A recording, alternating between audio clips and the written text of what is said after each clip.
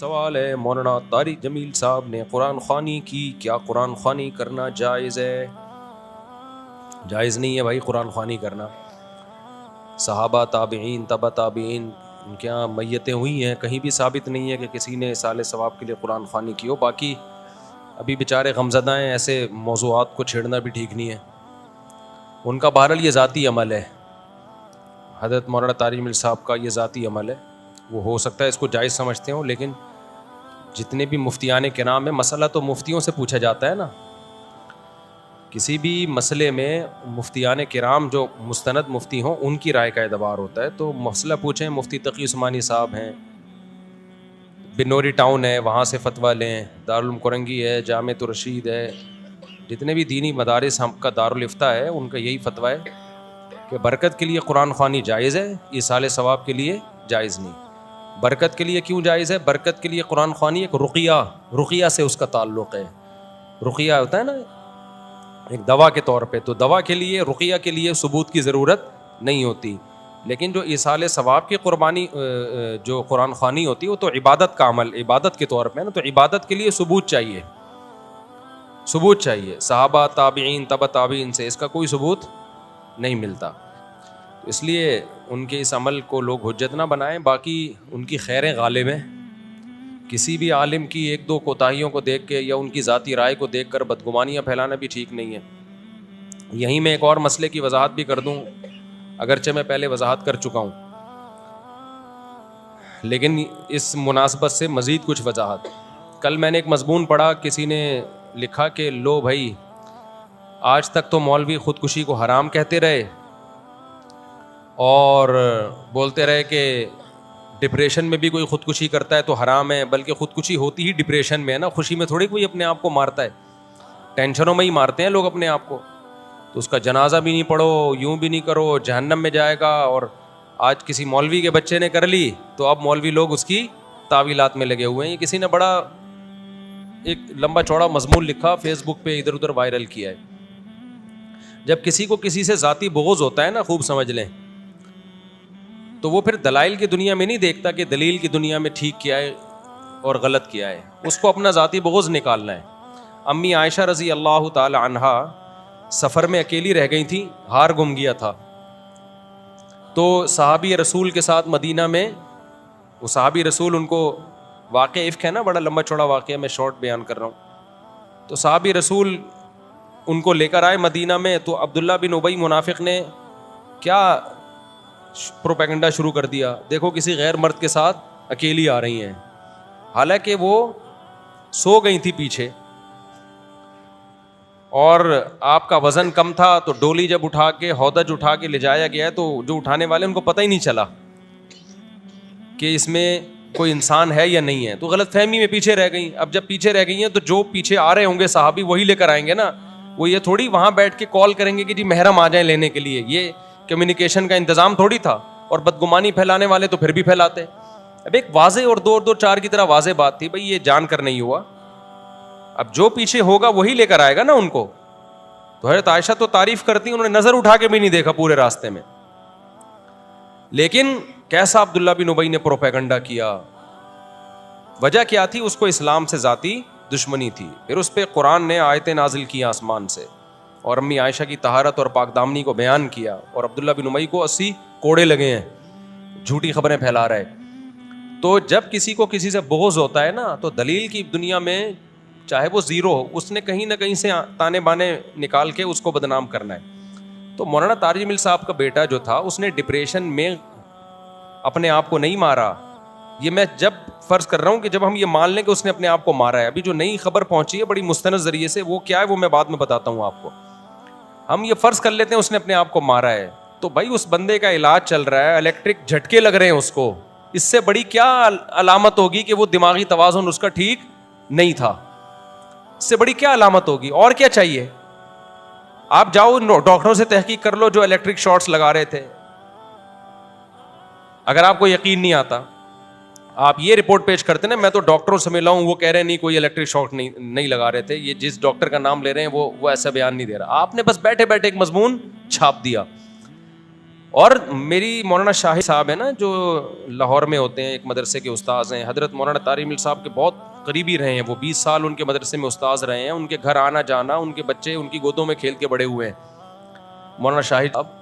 تو مولانا شاہد صاحب سے میری براہ راست بات ہوئی. السلام علیکم ورحمۃ اللہ وبرکاتہ. مفتی صاحب آپ کا میسج ملا. صورتحال یہ ہے کہ یہ قطعاً خودکشی نہیں ہے. اس کی وجہ یہ ہے کہ بچے کا جو بچہ انتقال جس کا ہوا ہے اس کا کزن اس کے ساتھ تھا، تو اس نے اپنے والد صاحب کو ساری بات بتائی، ڈاکٹر طاہر کمال صاحب کو ساری بات بتائی کہ کیا واقعہ ہوا تھا. ورزش کرتے ہوئے گارڈ سے، جیسے بچے شوقیہ پکڑ لیتے ہیں پسٹل وغیرہ، ایسے اس پسٹل پکڑا ہے اور گارڈ نے اس کا میگزین نکال کے دیا اس کو. اتفاقی طور پر جیسے عام طور پر گولی بیچ میں رہ جاتی ہے، تو عارفین نے کہا بھی کہ اس کو بھی دیکھو کہ اس میں گولی نہ ہو. تو وہ اس نے عاصم نے آگے سے کہا نہیں اس میں گولی نہیں ہے، اس نے میگزین نکال لیا ہے. تو یہ مکالمہ کرتے اچانک گولی چل گئی اور جو سیدھی دل پہ لگی.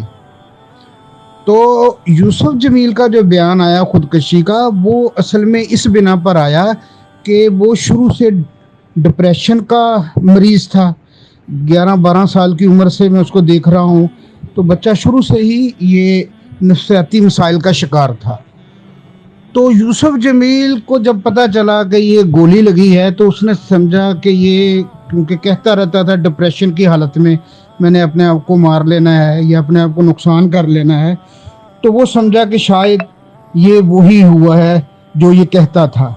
لیکن بعد میں جب صورتحال واضح ہوئی ہے، ان کے مولانا طارق جمیل صاحب کے جو بھائی ہیں ڈاکٹر طاہر کمال صاحب، انہوں نے جب اپنے بیٹے سے پوچھا جو اس وقت موجود تھا، گولی لگنے کے وقت جب عاصم کو گولی لگی ہے اس وقت ان کا بیٹا ان کے ساتھ موجود تھا، جب اس سے ساری صورتحال پوچھی ہے تو پھر بات واضح ہو گئی کہ یہ خودکشی نہیں ہے، یہ گولی اتفاقاً چلی ہے اور وہ اتفاقی طور پر دل پر لگی جس سے موت واقع ہوئی ہے. نہیں، بچہ تو 11 سال سے ایب نارمل تھا، 11 سال کی عمر میں ایب نارمل تھا. یہ 11 سال سے نہیں، یعنی جب یہ 11 سال کا تھا، کہتے ہیں ہم تو یعنی ہماری تو گودوں میں پلا ہے نا بچہ. اس کو ٹیچر سے میں نے بات کی ہے ڈائریکٹ، وہ کہہ رہے ہیں یہ بچہ اس وقت سے ایب نارمل ہے. تو یہ ایب نارمل تھا، ذہنی اس کا وہ ٹھیک نہیں تھا. اچھا، بعض لوگ یہ کہہ رہے ہیں کہ فلاں نے تو کہا کہ یہ بہت ذہین تھا، فلاں نے کہا کہ یہ بہت ذہین تھا. ایب نارمل بچے بھی ذہین ہو سکتے ہیں. ہر وقت ہر انسان جو ایب نارمل ہوتے ہیں نا، ہر وقت ان پہ وہ پاگل پنے کا دورہ نہیں ہوتا. میرے ایک جاننے والوں میں ایک لڑکا نے ماسٹر کیا ہوا تھا، جامعۃ الرشید میں کلیۃ الشریعہ کر رہا تھا. ہم زیادہ نہیں جانتے تھے، اس کی کہیں شادی ہو گئی تو لڑکی کے ابا نے کہا کہ بھائی یہ تو داماد ایب نارمل ہے. ہم نے کہا ایب نارمل کہاں ہے، اس نے ماسٹر کیا ہوا ہے. جب میں نے انکوائری کی تو مدرسے نے بھی بتایا، اس کے دوستوں نے بھی بتایا بھائی یہ ایب نارمل ہے. ماسٹر پتہ نہیں کر لیا اس نے، لیکن اس پہ دورہ چڑھتا ہے اب نارملٹی کا. اس وقت اس کو پتہ ہی نہیں ہوتا میں کیا کر رہا ہوں، چاقو نکالتا ہے، چھرا لے کے بھاگ رہا ہوتا ہے. پھر جب دورہ ختم ہوتا ہے تو نارمل ہو جاتا ہے، اس کو یاد بھی نہیں ہوتا کہ میں نے یہ سب کچھ کیا ہے. تو اس جو لڑکی کے ابا تھے، انہوں نے بتایا کہ بھائی ایک دم غصے میں چاقو نکالتا ہے ذرا سی بات پہ، اور جب نارمل ہوتا ہے تو ایسے ہو جاتا ہے جیسے کچھ تھا ہی نہیں. تو خیر ہم نے اس کو طلاق دلوائی. ہم نے کہا ایسا نہ ہو ایب نارملی میں گلا کاٹ دے اور جب ٹھیک ہو جائے کہہ رہے یہ گلا کس نے کاٹا. ٹھیک ہے نا، تو اس لیے کہ لڑکی کو تو بچانا ہے نا بہرحال. تو اب یہ جو مولانا کا بیٹا ہے حضرت مولانا طارق مل صاحب کا، اس کا بھی یہی مسئلہ تھا. یہ ان کے ٹیچر نے مجھے بتایا، اس بچے کے ٹیچر نے، جو ان کے گھر آنا جانا، ان کے جیسے فیملی والے تعلقات ہوتے ہیں نا، جو سلام دعا ہوتی ہے، 20 سال ان کے مدرسے میں پڑھا ہے. انہوں نے کہا تو بچے میری گودوں میں پلے ہیں. تو یہ بچہ بچپن سے ہی ایب نارمل تھا اور اس کو تھا یعنی بجلی کے جھٹکے دیے جاتے تھے. تو اگر اس نے خود بھی اپنے آپ کو مار لیا ہے نا، تو پھر بھی یہ اس خودکشی میں نہیں ہے. یہ وہ خودکشی ہے جو دماغ کام نہیں کر رہا ہوتا انسان کا. اس میں اپنے آپ کو بھی مار سکتا ہے، دوسرے کو بھی مار سکتا ہے. دوسرے کو مارے گا تو قصاص نہیں ہے، کہ دماغ ہی نہیں ہے اس کا نا، دماغ ہی کام نہیں کر رہا. پاگلوں سے جو ایب نارمل ہوتے ہیں ان سے تھوڑی قصاص لیا جاتا ہے. تو لوگ اس طرح کی باتیں کر رہے ہیں بھائی اب نارمل تھا تو اتنا نیک کہاں سے آ گیا. تو جب وہ اس پہ دورہ نہیں چڑھتا تو نیک ہوتا ہے. ایک بات تو یہ. دوسری بات یہ کہ میں نے جو بھی بیان دیا تھا نا کہ اس نے جو گولی اپنے آپ کو ماری ہے وہ اس وقت دماغی توازن اس کا ٹھیک نہیں تھا. یہ بیان بھی غلط تھا, غلط فہمی پر مبنی تھا, کیونکہ میں نے مولانا یوسف جمیل جو مولانا طارق جمیل صاحب کے بیٹے ہیں ان کی بات سنی تھی. انہوں نے کہا کہ اس نے اپنے آپ کو گولی ماری ہے, تو ظاہر ہے بیٹے سے زیادہ تو کوئی نہیں جانتا, بھائی سے زیادہ تو کوئی نہیں. اس بیس پہ میں نے وہ بیان ریکارڈ کروایا تھا, لیکن بعد میں پتہ چلا کہ اس نے اپنے آپ کو گولی ماری نہیں ہے, گولی چل گئی ہے اس سے غلطی سے. وہ یہ سمجھ رہا تھا کہ چیمبر میں گولی نہیں ہے, سمجھ رہے ہیں, وہ یہ سمجھ رہا تھا چیمبر میں گولی نہیں ہے. اس پہ مولانا شاہد صاحب کی آڈیو بھی میں ہو سکتا ہے نیٹ پہ اپلوڈ کر دوں. وہ یہ سمجھ رہا تھا کہ چیمبر میں گولی نہیں ہے. جم میں ایکسرسائز کر رہا ہے, گارڈ سے اس نے ویسے ہی ٹیسٹ کرنے کے لیے بندوق لی ہے, گارڈ نے میگزین نکال دیا تو وہ سمجھا کہ چیمبر میں گولی نہیں ہے, تو کھیل کھیل میں اس نے ٹریگر چلائے اور اس کے سینے سے آر پار ہو گئی. اگر کوئی خودکشی کرتا ہے تو کبھی بھی سینے پہ نہیں مارتا, وہ ہمیشہ کنپٹی پہ مارتا ہے. تو یہ غلطی سے فائر ہوا ہے, اور یہ فائر میں نے بہت دیکھے ہیں, بہت دیکھے اپنی آنکھوں سے.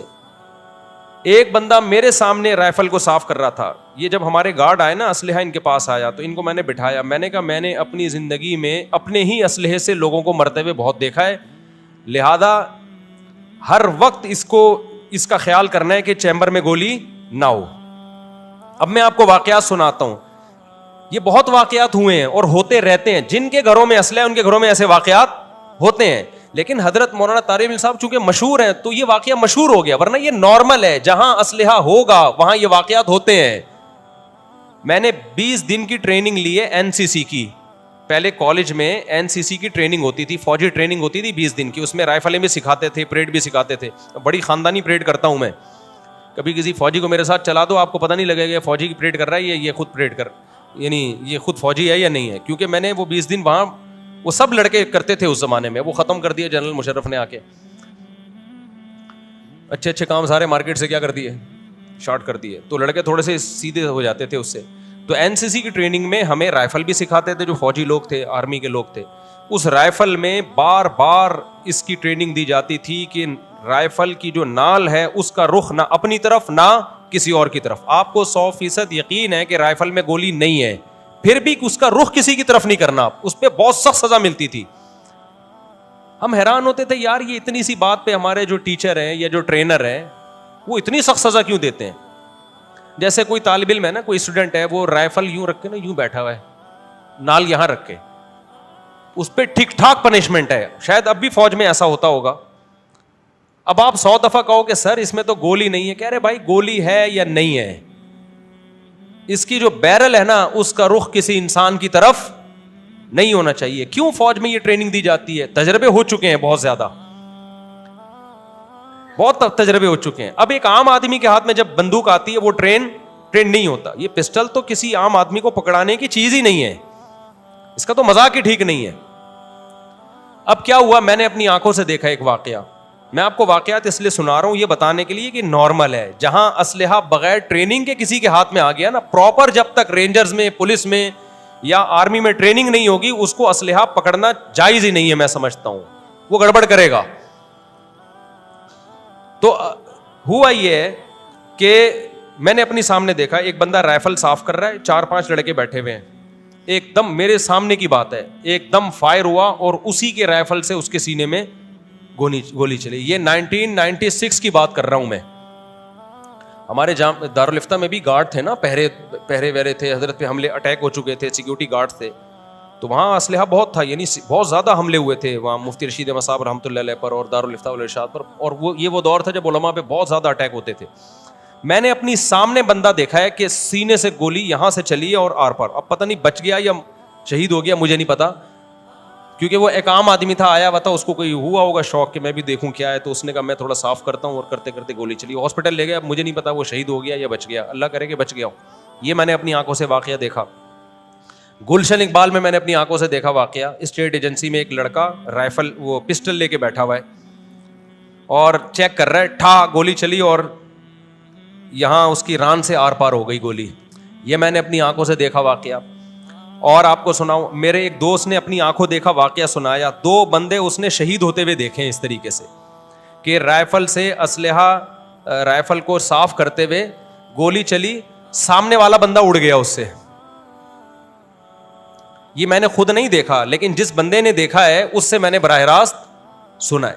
صاحب کو میں جانتا تھا, میرے دوست تھے, 10-15 سال سے ملاقات نہیں ہوئی. میں نے ان سے پوچھا, پشاور کے تھے وہ, میں نے ان سے پوچھا یار وہ مل نہیں رہے. انہوں نے کہا یار وہ تو شہید ہو گئے. میں نے کہا کیسے؟ کہہ رہے ہیں یار ان کا دوست جو ہے نا رائفل صاف کر رہا تھا اور گولی, اس کو نہیں پتا تھا اس میں گولی ہے, گولی چلی اور وہ آر پار ہو گئی. میرے ایک ریلیٹیو ہیں پشاور میں نے ان کی ولاگ بھی بنایا تھا چھوٹا موٹا, انہی کے چینل سے چلا تھا. معذور ہے, زندگی ان کی ویل چیئر پہ گزری ہے. کیسے معذور ہوئے؟ کہتے ہیں میری قسمت, میں اپنے دوستوں سے ملنے کے لیے گیا, وہ پسٹل صاف کر رہے تھے تو میں جانے لگا, انہوں نے مجھے چائے کے لیے روک لیا. کہہ رہے میں چائے پیتا بھی نہیں, لیکن میں نے کہا جب موت آنی ہوتی ہے نا بہانہ بنتا ہے. ان سے آپ ابھی بھی مل سکتے ہیں پشاور میں, ان کا میں نے ولاگ بھی بنایا تھا کیونکہ وہاں کچھ غریبوں کی مساکین کی بڑی خدمت کر رہے ہیں, لیکن انہی کے چینل پہ وہ ولاگ میرا گیا, شاید زیادہ وائرل نہیں ہوا. یہ بات ہوگی 3-4 مہینے پرانی. انہوں نے اپنا واقعہ سنایا کہ میں نے کہا آپ معذور, ساری زندگی ویل چیئر پہ گزری. کہتے ہیں میں بہت صحت مند تھا, بڑے لمبے چوڑے ماشاء اللہ. کہہ رہے میرے دوست احباب بیٹھے ہوئے تھے, میں اٹھ کے جانے لگا, انہوں نے کہا کہ چائے پیو, اصرار کر کے بیٹھ گیا, اصرار کیا تو وہ ایسے رائفل کو صاف کر رہے تھے, فائر ہوا اور گولی میرے جو ہے نا یہاں سے وہ جو جو ریڑھ کی ہڈی کے جو نروز ہوتی ہیں نا جو نکلی ہوئی ہوتی ہیں ان میں آر پار, اور پورا نیچے کا دھڑ. کہہ رہے میری 20-30 سال کی زندگی ویل چیئر پہ گزری ہے. کہہ رہے اس کو میں کچھ کہہ بھی نہیں سکتا تھا, اس لیے کہ وہ کہہ رہے میں نے جان کے تھوڑی کیا. اب کیا ہے, جان کے کیا بھی نہیں ہے, کوئی دشمنی تھوڑی تھی. یہ کتنے واقعات ہو گئے؟ یہ 4 واقعات ہو گئے. 5واں واقعہ سنیں آپ. ایک اور ہمارے دوست تھے جو خود اپنی گولی سے شہید ہو گئے. ایک جو میں نے واقعہ سنایا نا, وہ تھے رائفل صاف کرتے ہوئے گولی چلی ہے, اس کے سینے سے آر پار ہو گئی, بندہ شہید ہو گیا. ایک خود اپنی گولی سے شہید ہوئے ہیں, وہ بھی ہمارے ریلیٹیو تھے. آپ کہیں یار مفتی صاحب نے سارے بندوقوں والوں سے کیوں دوستیاں رکھی ہوئی ہیں؟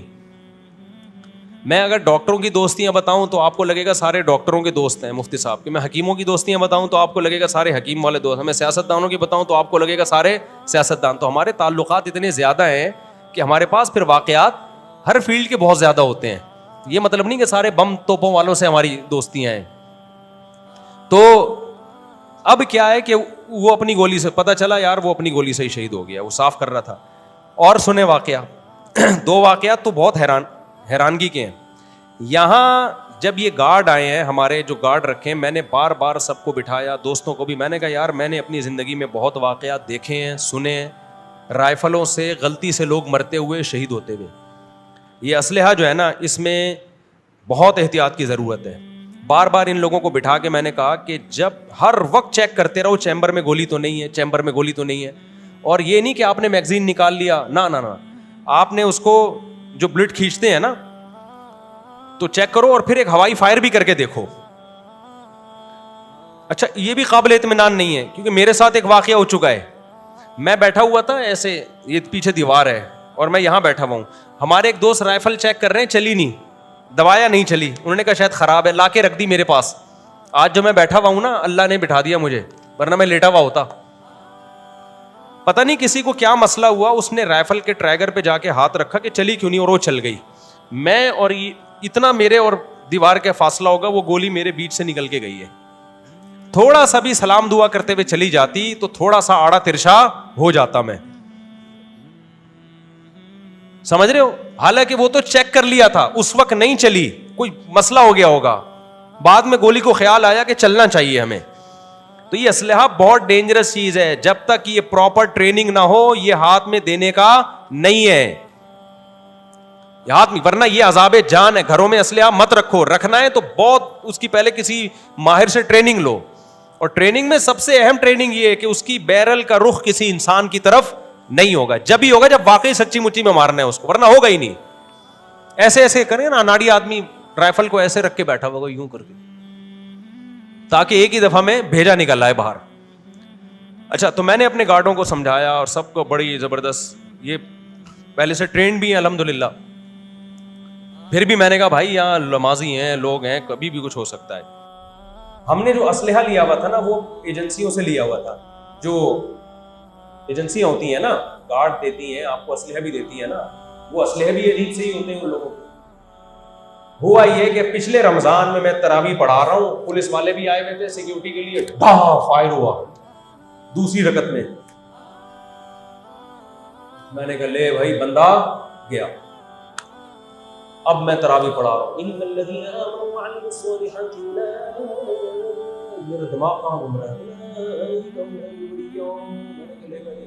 یا تو مجھے لگ رہا ہے میں شہید ہوں کیونکہ گولی چلی ہے, گولی تو چلی ہے, مجھے تو میں سوچ رہا ہوں مجھے پتہ نہیں فوراً گولی کا پتہ نہیں چلتا. میں نے کہا دیکھتے ہیں رکوع تک انتظار کرتے ہیں. میں نے کہا بیٹا یہ کچھ ہوا ہے بس. شکر ہے میں سامنے محراب میں گارڈ تھا, اس نے مجھے اشارہ کر دیا نماز میں ہی کہ ٹینشن لینے کا نہیں ہے, ٹینشن لینے کا نہیں ہے. تو میں سمجھ گیا الحمدللہ حفاظت. سلام پھر کے پتہ چلا کہ گولی تھی اس کے اندر. گارڈ یہ سمجھ رہا تھا گولی نہیں ہے, اور اسلحہ بھی تھکا ہوا تھا, گولیاں پھنستی ہیں اس میں. فائر ہوا, پولیس والوں کے قریب سے گزر کے گیا ہے, وہ دیوار پہ لگا, پولیس والوں کو نہیں لگی الحمدللہ, دیوار پہ لگ گئی. یہ کتنے واقعے ہو گئے, 6واں یا 7واں ہو گیا, 7 ہو گیا میرا خیال. ایک اضافی کر تو کیا جا رہا ہے, پیسے تھوڑی دے رہا ہوں آج سے. اگر 6 بھی ہوئے تو 7 کر دو یار, اچھا عبرت ہوگی نا لوگوں کو. اب پھر میں نے بٹھایا, پھر ہم نے ساری رائفلیں نا جن ایجنسیوں سے لی تھی واپس کری, دوسری اچھی رائفلیں ہم نے خریدی. ہم نے کہا یہ رائفل 2 نمبر یہ مروائے گی, یہ اپنی گولی سے. وہ گارڈ کا بھی قصور نہیں تھا اس میں اتنا, گارڈ کا بس یہ تو شکر ہے گارڈ نے بیرل کا رخ کسی انسان کی طرف نہیں کیا ہوا تھا نا, یہ اس نے احتیاط کی بھی تھی کہ اس کا رخ انسان کی طرف کرنا ہی نہیں ہے. تو پولیس والے بھی چونکہ الحمدللہ انسان ہی ہوتے ہیں تو ان کی طرف اس نے رخ نہیں کیا, بچ گئے الحمدللہ جان, ورنہ پولیس گولی لگ جاتی یار ہماری تو ایسی کی تیسی ہو جانی تھی بھائی. تو اللہ کا شکر ہے محلے کی پولیس سے بڑے اچھے تعلقات ہیں. تو پھر ہم نے وہ ساری رائفلیں واپس کی.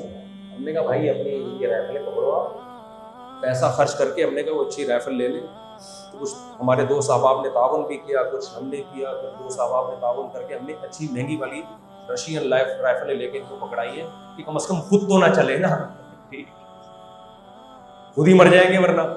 اور ایک اور واقعہ 2 سال پہلے ہمارے ایک دوست ہیں, ان کا نام بتانے میں کوئی حرج نہیں ہے, محمود صاحب, جن کے گھوڑے بھی, جن کے فارم میں گھوڑوں پہ گیا ہوں, میری گھوڑ سواری کی ویڈیوز بھی آئی ہیں.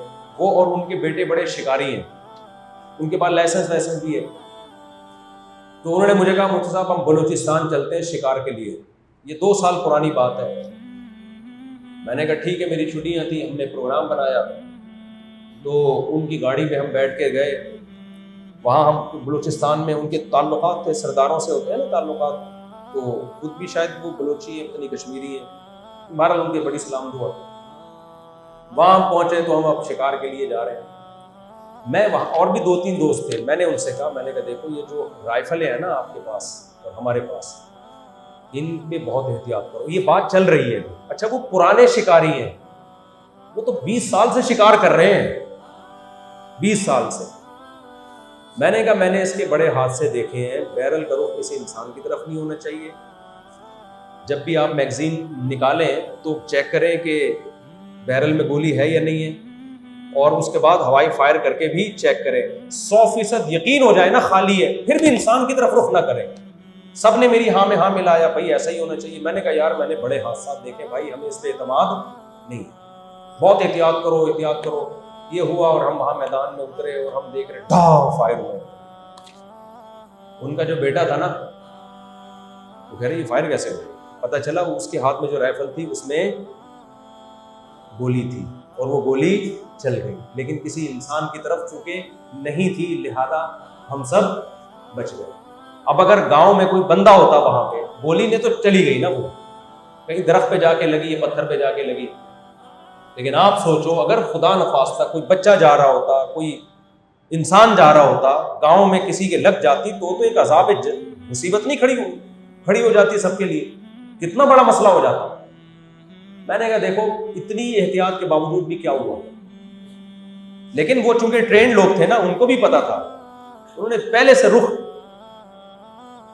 یا تو زمین کی طرف رکھا ہوا تھا یا کہیں اوپر کی طرف رکھا ہوا تھا, تو مجھے پورا یاد نہیں, لیکن کسی انسان کی طرف رخ نہیں تھا. وہ ٹرینڈ لوگ ہیں, ان کو پتا ہے بھائی یہ جتنا مرضی احتیاط کرو نا پھر بھی اس میں بے احتیاطی ہوتی ہے, تو بچ گئے. لیکن اگر کوئی اناڑی ہوتا, وہ کہتا ہے یار اس میں تو کوئی گولی نہیں ہے, اس میں تو کچھ بھی نہیں ہے, مفتی صاحب ذرا ادھر آنا, ذرا دیکھیں ہم رائفل کھیلتے ہیں, ٹھا کھیلتے ہیں, آنا ذرا, ٹھا لیٹ گئے. تو یہ جو مولانا طارق صاحب کے بیٹے کے ساتھ ہوا ہے, جو بعد میں ہمیں اچھا مولانا یوسف جمیل صاحب نے جو بیان دیا ہے نا وہ جلد بازی میں بیان دیا ہے, کیونکہ یہ بیٹا بار بار کہتا رہتا تھا کہ میں اپنے آپ کو مار دوں گا. جب یہ ڈپریشن میں آتا نا تو جب ان کو اطلاع ملی نا کہ اپنی ہی رائفل سے گولی لگی ہے تو وہ یہ سمجھے کہ اس نے خود ماری ہے, اس لیے جلد بازی میں, پھر ٹینشن میں انسان کو پتہ نہیں ہوتا میں نے کیا بات کرنی ہے کیا نہیں کرنی ہے. وہ غلط فہمی سے وہ یہ بات دنیا میں پھیل گئی کہ اس نے خود چلائی ہے گولی. بعد میں جب انہی کے جو کزن ہیں اور ان کے جو دوسرے لوگ ہیں اور مولانا شاہد وغیرہ سے رابطہ, انہوں نے کہا بھائی گولی چلائی نہیں ہے بیچارے نے, ڈپریشن میں بھی نہیں چلائی ہے, ٹھیک ہے نا. یہ سمجھ رہا تھا کہ اس میں گولی نہیں ہے اور تھا بیچارہ مجذوب تھا, پاگل سا لڑکا تھا بیچارہ, اس نے وہ غلطی سے چل گئی ہے. ویسے بھی کوئی جتنی بھی ڈپریشن میں خودکشی کرتا ہے تو سینے پہ گولی نہیں, اور 2 گولیاں نہیں چلی ہیں, ایک ہی چلی ہے, ایک ہی سے اس نے فائر کیا ہے. بعض لوگوں نے غلط خبر پھیلا دی کہ ایک یہاں ماری ایک یہاں ماری. ایسا ویسے ہی نہیں ہوتا, جب انسان یہاں مارتا ہے تو پھر یہاں مارنے کے قابل رہتا نہیں, اور یہاں مارتا ہے تو وہ تو ویسے ہی مر جاتا ہے. یہ سب فیک نیوز ہیں جو چل رہی ہیں. اصل بات یہی ہے کہ اس نے بیچارے نے گولی چلائی نہیں ہے, یہ خالص شہادت ہے, حادثاتی موت ہے. تو ان کا بھی میں آڈیو مولانا شاہد جمیل صاحب کی بھی چلا دوں گا تاکہ لوگوں کو اور ہو جائے. لیکن پھر بھی جو مخالفت کرنے والے ہیں وہ نہیں کریں گے تو کرنے دو, اس میں کسی سے کیا لینا دینا. باقی اللہ تعالیٰ اس بچے کو نصیب کرے, اس کی مغفرت کرے, اور جمیل کی توفیق عطا فرمائے. خودکشی حرام تھی, حرام ہے, حرام رہے گی چاہے. اچھا ایک اور آخری بات, فرض کرو کسی مولوی کا بچہ خودکشی کر بھی لیتا ہے تو خودکشی کفر سے بڑھ کے تو گناہ نہیں ہے نا. نوح علیہ السلام کا بیٹا تو کافر تھا, ایمان لایا نہیں, تو کیا اس بیٹے کی وجہ سے نوح علیہ السلام کو برا بھلا کہا جا سکتا ہے؟ لوگ اگر تانا دیتے نوح علیہ السلام کو, آپ اپنا بیٹا کو تو سدھار نہیں سکے, ہمیں نصیحت کر رہے ہو, دیتے ہوں گے یقیناً. تو وہ کیا کہتے, بھائی جو نصیحت اسے کر رہا ہوں وہی تمہیں کر رہا ہوں, جس کا دل چاہے ایمان لے آئے, جس کا دل چاہے ایمان نہ لائے. لوط علیہ السلام کی بیوی فاحشہ اس سینس میں کہ وہ لڑکے جب بدکاری کرتے تھے ان کو پتہ بتاتی تھی, کتنا بڑا جرم ہے. لوگ کہہ سکتے تھے لوط علیہ السلام سے, آپ ہمیں نصیحت کر رہے ہو, بیوی تو آپ کے کنٹرول میں ہے نہیں. تو وہ کیا جواب دیتے, بھائی ہدایت میرے ہاتھ میں نہیں ہے, ہدایت اللہ کے ہاتھ میں ہے. تو کسی کے ریلیٹو کے برے ہونے سے کسی دوسرے کو برا نہیں کہا جا سکتا. علماء بھی ایک عام لوگوں کی طرح ہی انسان ہوتے ہیں, ان کے گھر میں کوئی فرما بردار بیٹا پیدا ہوتا ہے, کوئی نافرمان پیدا ہوتا ہے, کسی کی بیوی نیک ہوتی ہے, کسی کی بیوی غلط ہوتی ہے. لوگ کہتے ہیں غلط ہے تو طلاق کیوں نہیں دے دیتے, بعض دفعہ طلاق دینے میں مسائل ہوتے ہیں, بچے رولنے کا خطرہ ہوتا ہے, انسان روک لیتا ہے. ایک صاحب نے مجھے بتایا کہ 4-5 لڑکیاں کہیں جا رہی ہیں, مجھے کہا یہ دیکھو اتنے بڑے بزرگ بنتے ہیں, مسجد میں بیان کرتے ہیں, بچیاں پردہ کرتی نہیں ہیں. میں نے کہا ہو سکتا ہے بیچارہ اپنی بیٹیوں کو سمجھاتا ہو, نہ مانتی ہوں, بگڑ گئی ہوں, باغی ہو گئی ہوں, تو اب کیا کرے گا. اس نے کہا گھر سے نکال دیں. میں نے کہا گھر سے نکالنے کے بعد جوان لڑکی کو گھر سے نکالا جائے گا تو باپ کی عزت اس سے بڑھے گی یا اور خراب ہو جائے گی. اس کی جو مجبوری ہوتی ہے وہ جانتا ہے. تو اگر بالفرض کسی کے گھر میں خودکشی ہوئی بھی ہے, کسی عالم کے گھر میں, اول تو یہاں تو ہوئی نہیں ہے, اگر ہوئی بھی ہے تو اس سے اس عالم کو یا علماء کو برا بھلا کہنا پھر بھی جائز نہیں بنتا. ہر شخص اپنے عمل کا مکلف ہے. ہمارے حضرت فرمایا کرتے تھے کہ 2 چیزوں کو دیکھ کے دینداری کا پتہ لگاؤ, نابالغ اولاد اور داماد جو انتخاب کے وقت. جب بیٹی دے رہے ہو تو وہ لڑکا کیسا تھا, بے دین کو دے رہے ہو اس کا مطلب آپ خود ٹھیک نہیں ہو. بعد میں داماد بھی بگڑ جاتے ہیں, کوئی پتہ نہیں ہوتا. میں بگڑا نا, جب مجھے ملی تھی تو کسی کو یہ تھوڑی پتا تھی دوسری بھی کرے گا, تو کتنا بگڑ گیا, میں کرتا ہی چلا جا رہا ہوں, اللہ میاں نے روک دیا تو میں روک دیا. میں بھی تو بگڑے ہوئے دامادوں میں میرا شمار ہوتا ہے.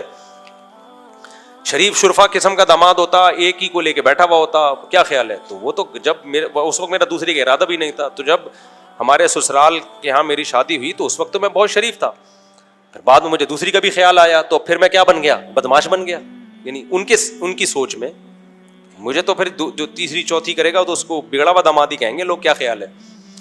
تو بدماش کسی اور سینس میں نہ سمجھیں, بس یہی مطلب ہے بدماشی کا. تو ہاں, اور نابالغ بچہ ماں باپ کے کنٹرول میں ہوتا ہے. آپ کی بچی پورے کپڑے نہیں پہن رہی نا, نابالغ بچی, آپ برے ہو, کیونکہ اس پہ تو آپ کا کنٹرول ہے. اگر نہیں ہے تو پھر آپ گھر چھوڑ کے چلے جاؤ. آپ نابالغ بیٹی نابالغ بیٹے پہ آپ کا کیا ہے, کنٹرول. اس کو کپڑے پورے پہناؤ, وہ اگر برائیاں کر رہا ہے تو پھر آپ غلط ہو اس کا مطلب. لیکن جب بالغ ہو گیا تو ہر انسان اپنے عمل کا مکلف ہے, پھر پورا کنٹرول نہیں ہوتا انسان, پھر پتہ نہیں کیا کیا بات. اکثر تو صحیح ہوتے ہیں الحمدللہ, لیکن بگڑ بھی رہے ہوتے ہیں. اس میں ماں باپ کو برا کہنا ٹھیک نہیں. میں نے ایسے علماء کو جانتا ہوں جن کے دل میں داڑھی کی بڑی اہمیت تھی, بہت بیان کیا کرتے, اور اپنے بچوں نے داڑیاں نہیں رکھی ان کے, وہ کہا کرتے تھے میں نے اپنے بچوں کی جو تربیت کی ہے اگر بن جاتے تو یہ حسن بصری رحمۃ اللہ علیہ جیسے ہوتے، لیکن بس اللہ کی مرضی. تو یہ ہوتا ہے گھروں میں، تو اس میں کسی کی وجہ سے کسی کو ملامت کرنا ٹھیک نہیں ہے.